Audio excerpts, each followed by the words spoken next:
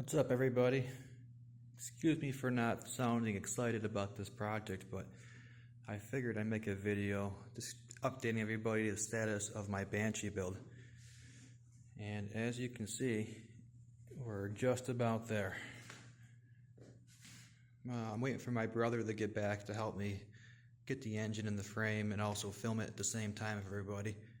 So maybe in the next 2 to 3 weeks I'll have something more to talk about, but really what was holding me up on this project, which took me quite a bit to figure out, was I was missing the circlips for the pistons.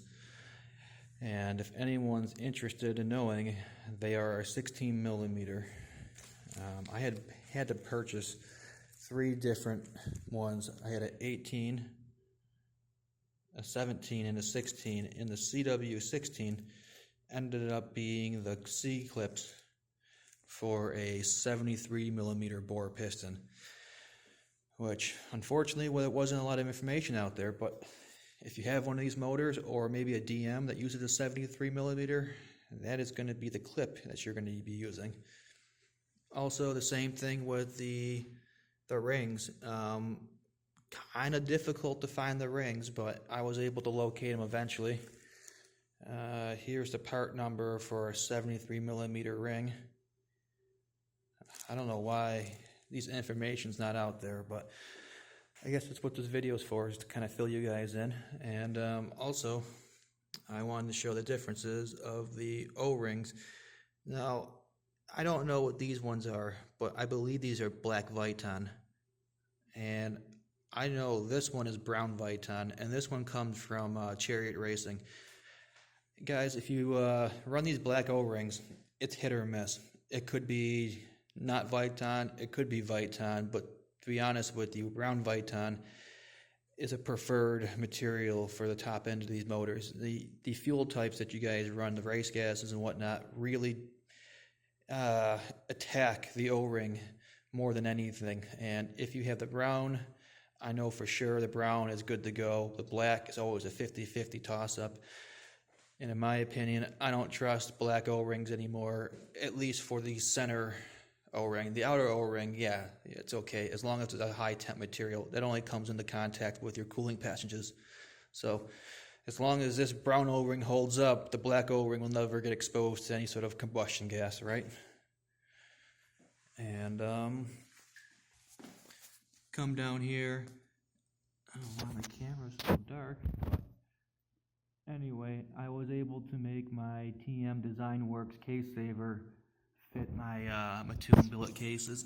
It took a little bit of modification in the back side of it, a little bit in this corner, a little bit up there, and then I added some different hardware in here, which are aluminum bolts. It was kind of hard to source these bolts. I think they're like a 40 millimeter length, but I was able to get them to recess in there real nicely, and it looks pretty much like it was meant to fit on this motor. Like I said, it didn't fit at first, but nothing I can't figure out.